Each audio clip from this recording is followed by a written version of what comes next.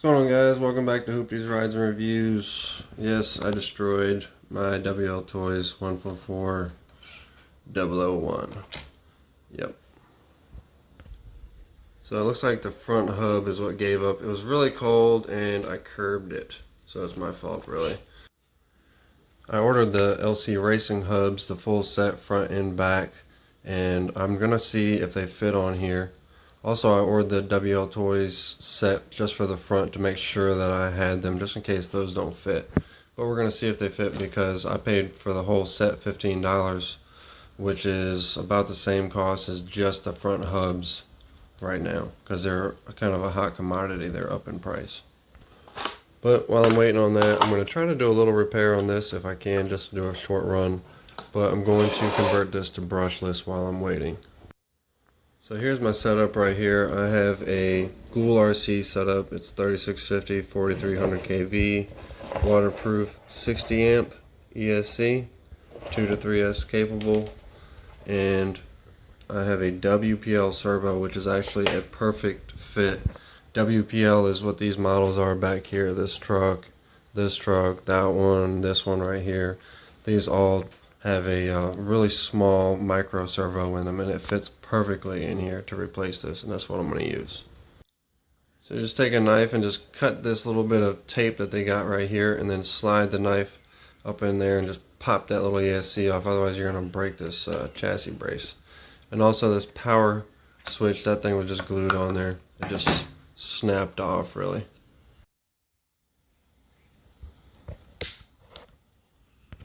Unplug the servo, put your ESC to the side. Now you gotta turn around and flip it over so you can get under to the bottom side, so you can take 2 screws off that hold this servo in.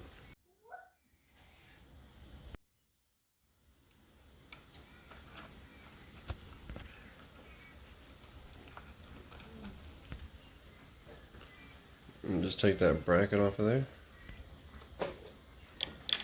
You need to take that arm off. I'm pretty sure the other servo horns will work with that, but I'm gonna see if this one fits on the other servo. And she's looking pretty sad right now. Well, I've got all the electronics out of here, the ESC, the servo, got that all over here. I tried hooking up the new servo that I got, and it seems like I fried 2 servos. I don't know if these micro servos just can't handle it. It might be a little bit too much. I think that says, focus, 5.8. Oh, you can't. But while I'm trying to get that figured out, I'm going to go ahead and start on this right here. I'm going to start taking this motor out. I believe the best way is just going to go ahead and take this chassis plate off, and it's going to uncover this. So those 8 screws out. These screws back here were a little bit tough. I think they put some thread lock on there. So we got the plastic spur gear. We do have metal differentials. I've looked up. They do have metal differentials, and it's a steel pinion in here. So let's get this cover off. That just pops right off. So it looks like this little block just pops out of here. I'm going to get something to pry that out. And then you take the 2 screws out of the bottom chassis plate, and then I'm going to try to get this whole motor off. Alright, so this should just come right out. Slip it off that bearing. Alright, so now we have our motor bracket. Go ahead and take those 2 screws out. So I had to cook that with a lighter for a little while, and then I could break that grub screw free. And I'm sliding it right off this thing. And I noticed there's 2 other screws in here. It looks like you might be able to put a different motor or a different a pinion on here or something. Maybe a little bit of adjustments in there, but I'm just going to go back with the 540 can. So I've got my motor out, and I went ahead and installed my brushless motor. Now this thing is looking like it is ready for a recipe for a disaster. This thing is looking pretty gnarly. This nice pinion gear on here is steel. It looks really thick, but this spur right here is just looking like the weak point. It looks like it's gonna just come apart. I did see in another video somebody had a brushless system in this thing, and it just, the first thing it destroyed was this spur right here. It just rounded it right off. It just seems a little bit skinny. It's a little bit thinner than the pinion actually is. But I'm going to be looking for a metal upgrade for that for sure in the future. But for now, I guess we're just going to have to be easy on the throttle and hope these open differentials can save this. Alright, so we're on brand new servo number 3, and this one actually worked, so we're just going to throw it in there and hopefully it doesn't fry as well. The original servo horn from the Wltoys buggy does fit on here. A regular micro servo, just about any one will fit. I actually ordered I think it was a Turnigy. It's a lot nicer, it's a metal gear and everything. It looks exactly like this. I'm hoping it's going to fit. It's a micro servo as well. I'm running this FlySky waterproof receiver, and I'll go ahead and my servo and my ESC hooked up. I'm going to go ahead and hook everything up and center my servo, so I can go ahead and put my servo horn in there so I can straighten the wheel and align everything.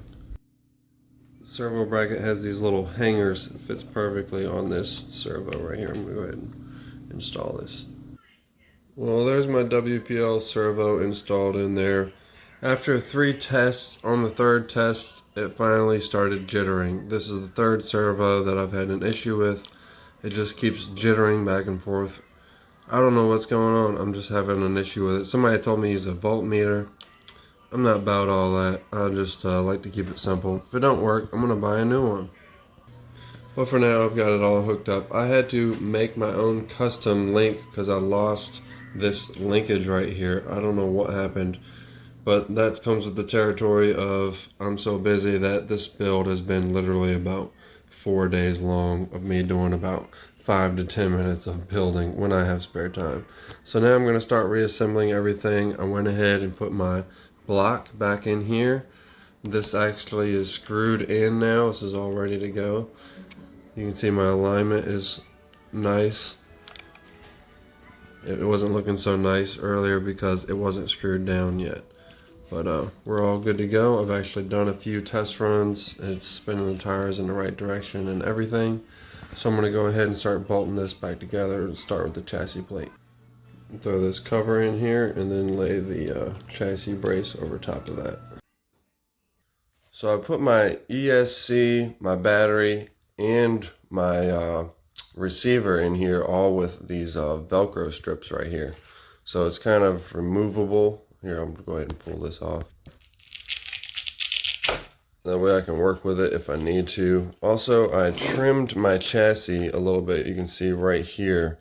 Trimmed it the same width as it was where it comes right here. I trimmed it so I could fit my ESC down in there to get the weight really low. Mainly just to try to jam all these electronics underneath that really low profile body.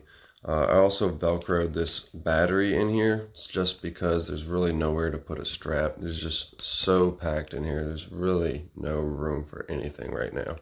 But this is what I had to do to get it in there. So I plugged my wires in, zip tied those down back here, plugged everything down into my ESC. The servo is on channel 1 on this,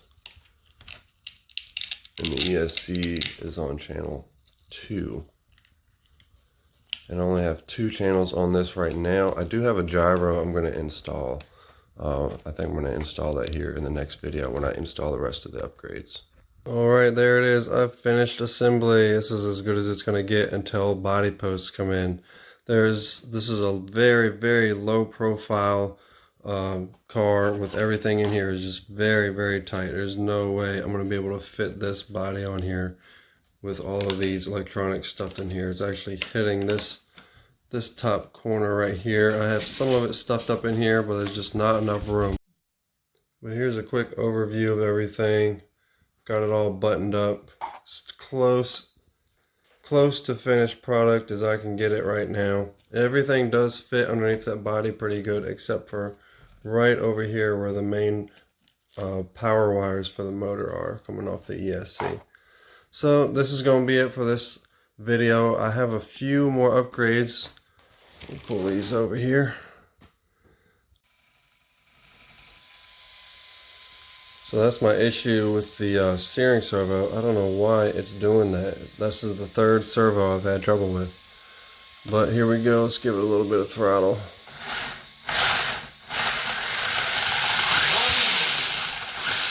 Woo! She's nasty. Well, that's going to be it for this video. I'm going to have to go ahead and do another upgrade video. I got a bunch of parts here. Some of these parts are LC Racing aluminum hubs that I'm going to be installing on this if they fit. I bought them just because they're $15 for the whole set, whereas opposed to Wltoys is it's $15 just for the front hubs. Then you got to buy the back hubs, and also the front hubs come in 2 separate pieces, and you have to buy both separate pieces. So LC Racing hubs in here, and I have a full set of, I believe they're aluminum beadlock wheels, and I have some rally tires. Let me grab those. These are some rally wheels I was going to use for the 12428 project, but I thought they were a little bit too small, so I'm going to go ahead and see how they look on here. They're pretty much the exact same size as these original tires, and these are made to fit on 1.9-inch wheels, and that's what those are. They're metal 1.9-inch beadlocks. I'm going to be putting those in there. Here, I'll probably bust those out and get a little quick look-see.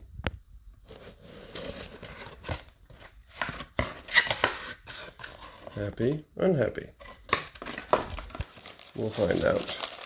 Ooh, some good packaging. There's a lot of insulation on there. Let me pull this off. It's a very simple looking wheel, but I just wanted to keep it simple because this truck's going to be off-road. I'm going to be jumping it. I didn't want anything too fancy. So these rims plus these rally wheels are going to give this thing a whole new look. And I'm waiting for some aluminum body posts so I can jack the body up a little bit. Well, till next time, please subscribe. Hit me up in the comments. Deuces.